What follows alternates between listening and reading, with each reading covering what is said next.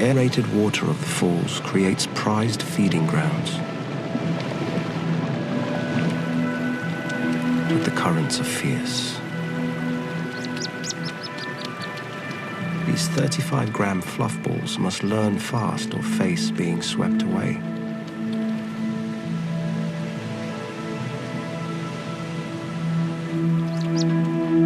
Mum leads them down the side of the falls.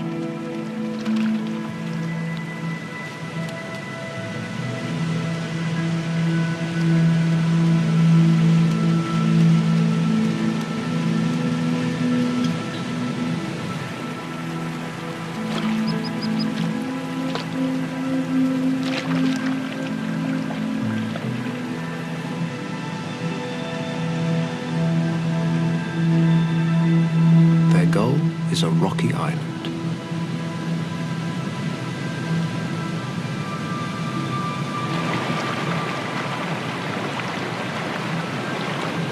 Mum and Dad gather their chicks, and they're off.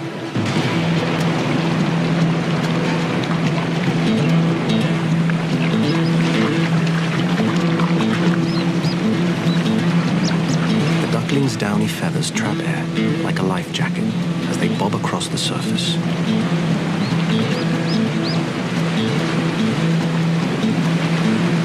It's a good start.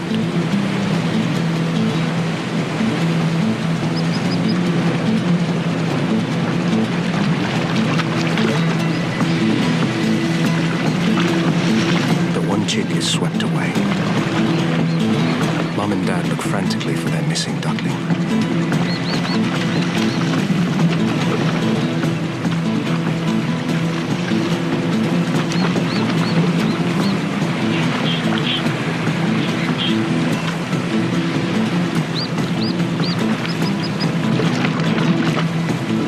They have to make a difficult choice, risk everything for a rescue, or keep their other chick safe.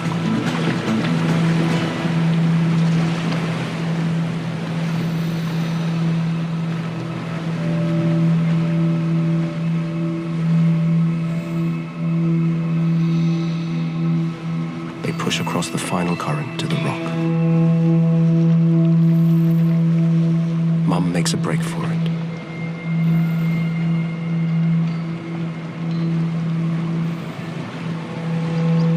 One lone chick struggles through, swiftly followed by Dad.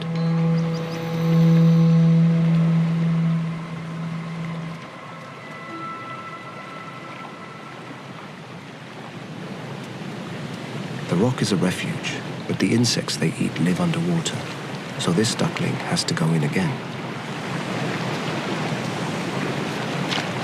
Luckily, the island gives shelter from the full force of the torrents. Now its downy feathers make it too buoyant to dive. So in the shallows, it grips the riverbed with its tiny feet and drives its head underwater.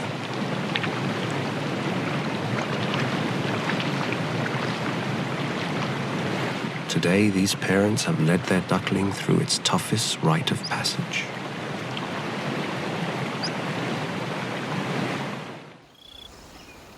In the dry canyons of Serra da Capivara, all the capuchins are feeling the heat.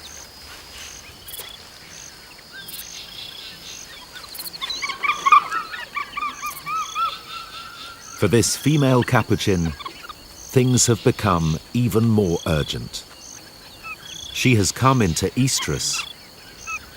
She must mate in the next 4 days if she wants to have a baby.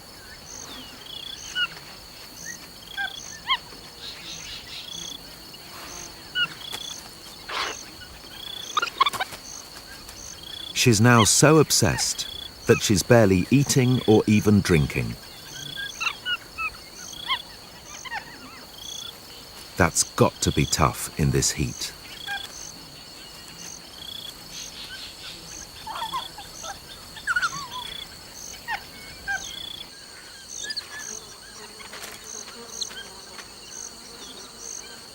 For the troop's youngest member, just finding food is a struggle.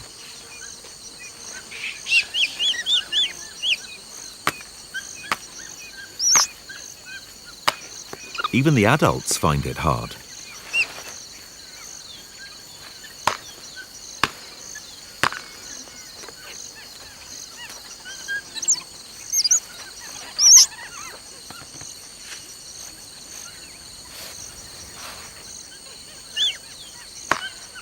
But these monkeys aren't after food.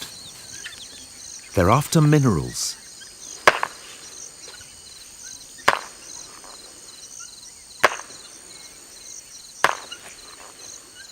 And they get those by licking or even inhaling this dust.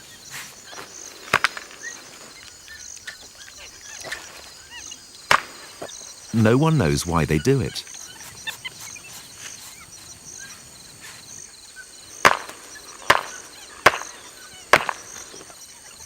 But this group are probably the smartest monkeys in the world, and they may be using this for medicinal purposes. Quite how they learn to do this is a mystery. But capuchins learn by example. One monkey starts, and soon they're all doing it. But despite their obvious intelligence, this male seems incapable of taking a hint.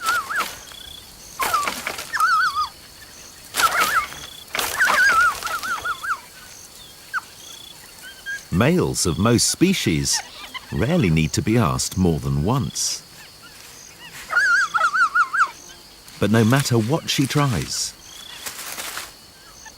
she just can't get his attention.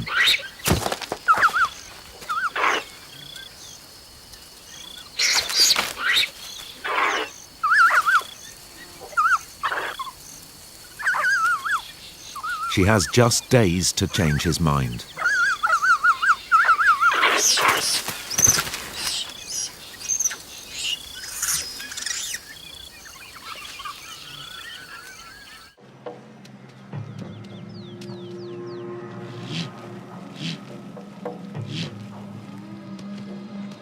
The male's entire harem is now at stake. One bachelor makes his move. The female spits her disapproval. The male leaps into action.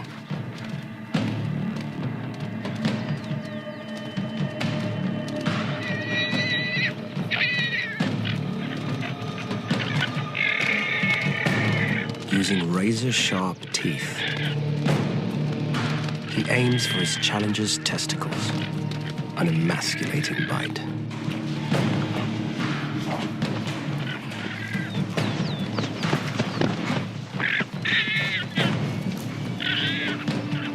Necks are protected by specially thickened skin. These fights have no rules.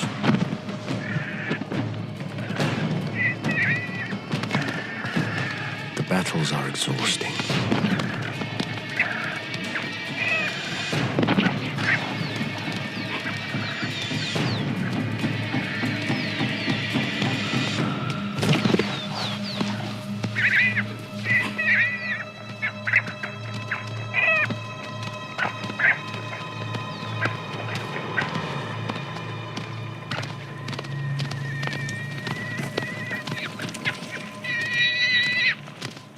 Challenger is driven off. His masculinity intact, the male enjoys the rewards whilst he can. Just as they've done before, Diablo and the family have to deal with this threat.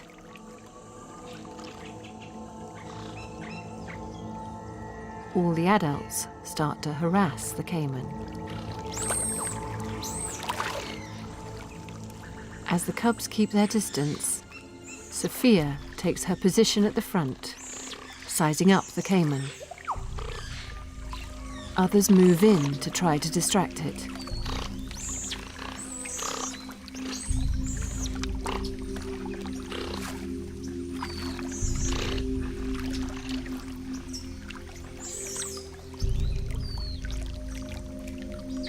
Diablo once again moves in from behind and goes for the tail.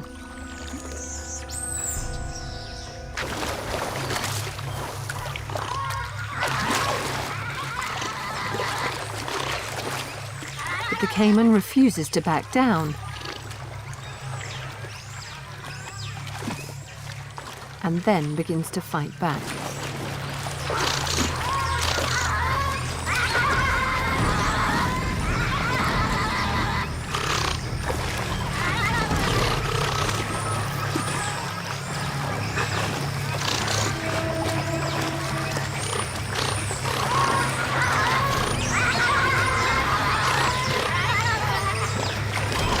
The cubs panic and follow the adults right into the middle of the fight.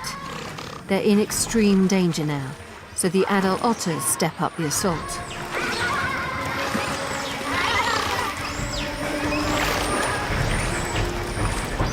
The caiman tries to head for the safety of the bushes, but it's too late. He's outnumbered. The otters seize the moment.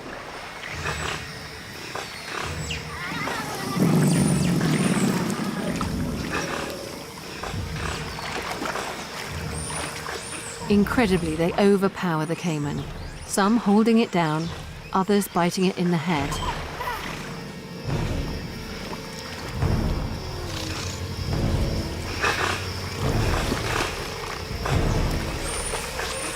After nearly an hour of brutal fighting, it's all over.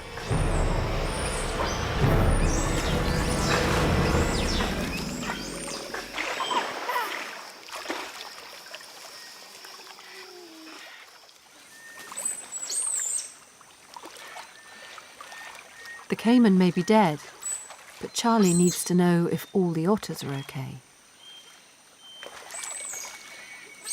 It doesn't take long to realise 2 of the cubs haven't survived the fight.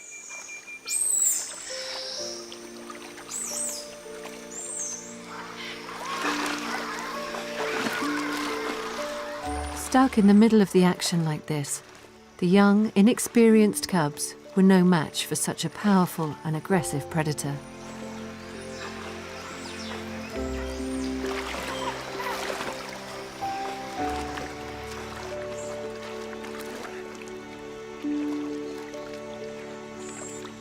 The truce between otters and caiman has, for a brief moment, been broken. What impresses Charlie the most, though, is the incredible show of family bonds and physical strength the otters brought together to kill the caiman and eliminate the threat of it from their lake. With the ariscos subdued, the gauchos make the day-long trek back to the main ranch, where taming can begin. From the wild herd, they have chosen just 3.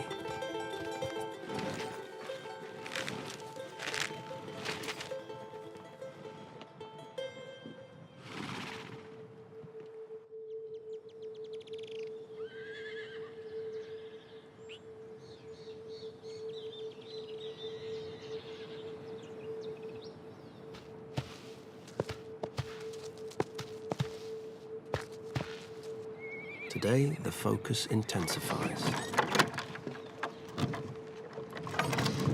Tito will face one arisco, alone.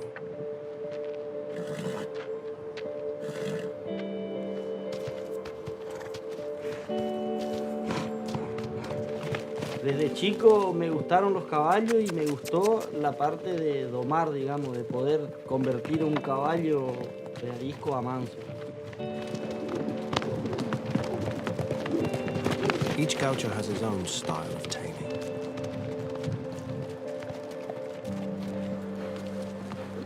Lo que tenés que lograr es captar la atención del potro.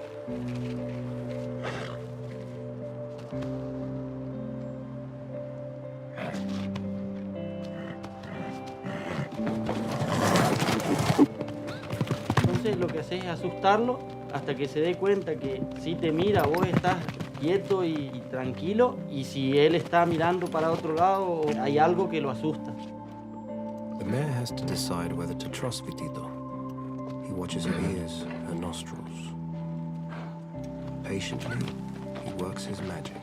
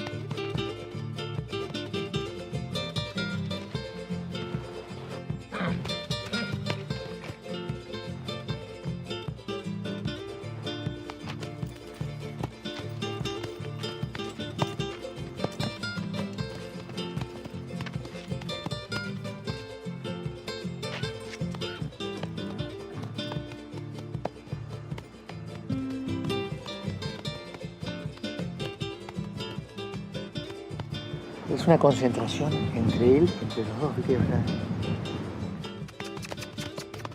La satisfacción más grande que me da es poder andar o montar un caballo que lo domé yo.